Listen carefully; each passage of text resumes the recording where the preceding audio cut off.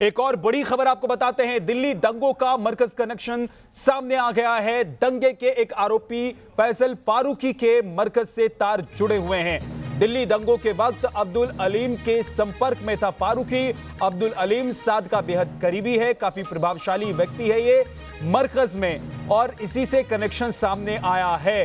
फारूकी का तबलीगी जमात के चीफ मौलाना साद पर शिकंजा और कस गया है, क्योंकि अब दिल्ली दंगा मामले के तार सीधे सीधे मरकज और मौलाना साद तक जुड़ रहे हैं। यानी कि मरकज का कनेक्शन दिल्ली दंगे से खुलकर सामने आ गया है। ये चार्जशीट में खुलासा किया गया है कि किस तरीके से जो फारूकी है वो अलीम से संपर्क में था, और अलीम जो है वो बेहद करीबी, बेहद खास व्यक्ति है मौलाना साद का। तो इसका मतलब यह है कि कहीं ना कहीं दिल्ली का दंगा हो या फिर देश भर में कोरोना फैलाने का मामला हो, तार मरकज से जुड़े हुए हैं, तार मौलाना साद से जुड़े हुए हैं। गुलेल वाले घर पर जो बरामदगी हुई थी और उससे जुड़े जो सबूत मिले हैं, उसके आधार पर ये तमाम खुलासे किए गए हैं और चार्जशीट भी दायर की गई है। हम आपको बता दें कि गुलेल वाले घर का जो मालिक है वो मरकज से जुड़ा हुआ था। जिस स्कूल की छत से पत्थरबाजी हो रही थी, पत्थर फेंके जा रहे थे, उसका कनेक्शन भी मरकज से था।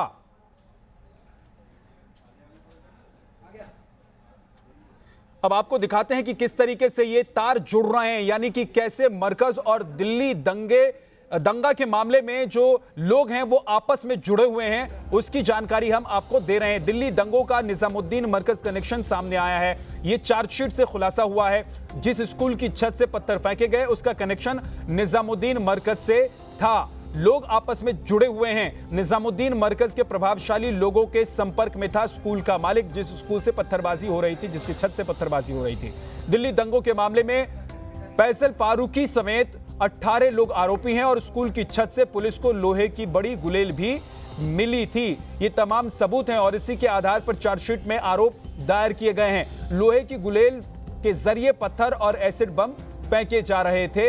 ये तमाम वो सामान है जो पुलिस बरामद कर चुकी है। आरोपी फैसल फारूकी निजामुद्दीन मरकज से जुड़े लोगों के संपर्क में था और ऐसे वैसे लोगों के संपर्क में नहीं था जो काफी प्रभावशाली हैं मरकज के लोग, उन लोगों से संपर्क में था। जो साद के करीबी हैं उन लोगों के संपर्क में था। फैसल फारूकी निजामुद्दीन मरकज से जुड़े लोगों के संपर्क में था और इसीलिए अब इस बात का अंदेशा है कि तार जुड़े हुए हैं आपस में और कहीं ना कहीं मरकज से दिल्ली दंगों को ऑपरेट किया जा रहा था। इस बात का शक जांच एजेंसी को है।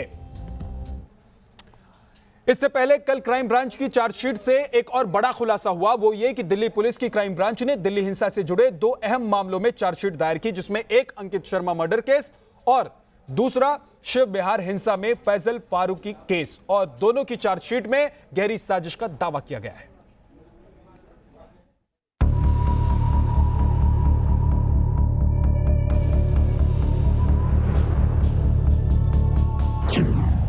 आईबी कर्मचारी अंकित शर्मा की हत्या की साजिश बेनकाब।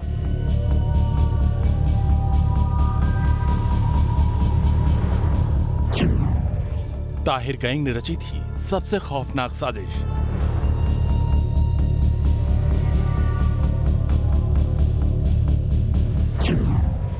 स्कूल की छत पर दंगा ब्रिगेड के हथियार पर बड़ा खुलासा।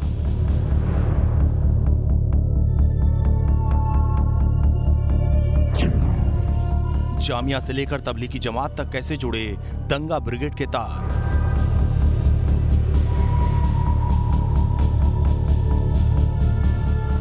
सीए कानून का बहाना और मजहब को मोहरा बनाकर मौत का निशाना। जी हां, दिल्ली हिंसा से जुड़ी 2 और चार्जशीट में एक एक खुलासा आपको हैरान कर देगा कि कैसे मजहब के नाम पर दिल्ली में रची गई थी सबसे खौफनाक साजिशें।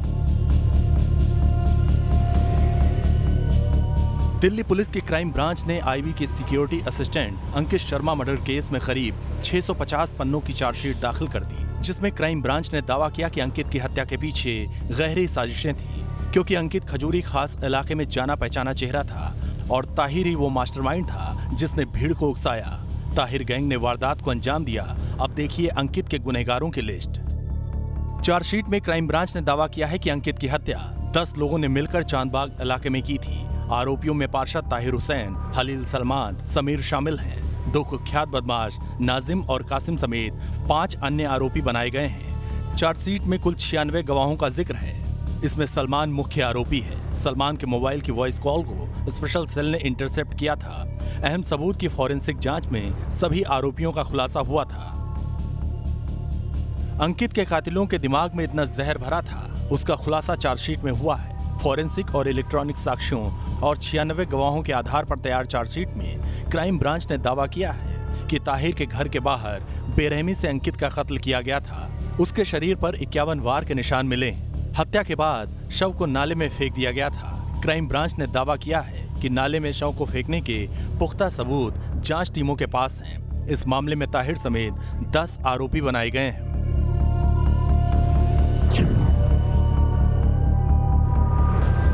फैजल फारूक शिव विहार में हिंसा भड़काने का आरोपी और उस स्कूल का मालिक, जिस स्कूल की छत पर बड़ी सी गुलेल बरामद हुई थी, जिसका इस्तेमाल शिव विहार के इलाके में आगजनी में किया गया था। इस मामले में दायर चार्जशीट में फैजल फारूक की कड़ियां पीएफआई और तबलीगी जमात से जुड़ने का खुलासा हुआ है। आरोपी फैजल फारूक की कॉल डिटेल खंगालने पर हिंसा में शामिल पॉपुलर फ्रंट ऑफ इंडिया के टॉप मेंबर, पिंजरा तोड़ ग्रुप, जामिया कोऑर्डिनेशन कमेटी और तबलीगी जमात से कनेक्शन मिले हैं। ये भी पता चला है कि 24 फरवरी को हिंसा से ठीक एक दिन पहले फैजल फारूक देवबंद से लौटा था। इसके अलावा खुलासा हुआ है कि दंगा ब्रिगेड ने कैसे स्कूल की छत का इस्तेमाल किया। खुलासा हुआ है कि स्कूल की छत से पेट्रोल बम, एसिड, ईंट पत्थर फेंके गए। छत पर बंधी गुलेल का इस्तेमाल किया गया। रस्सी के सहारे स्कूल की छत से उतरे थे उपद्रवी। पास के दूसरे स्कूल में लूटपाट भी मचाई और उसे आग के हवाले कर दिया। हिंसा के बीच एक मिठाई की दुकान को भी दंगाइयों ने निशाना बनाया और उसके कर्मचारी को मार डाला। पुलिस को कर्मचारी की अधजली हालत में एक लाश भी मिली थी।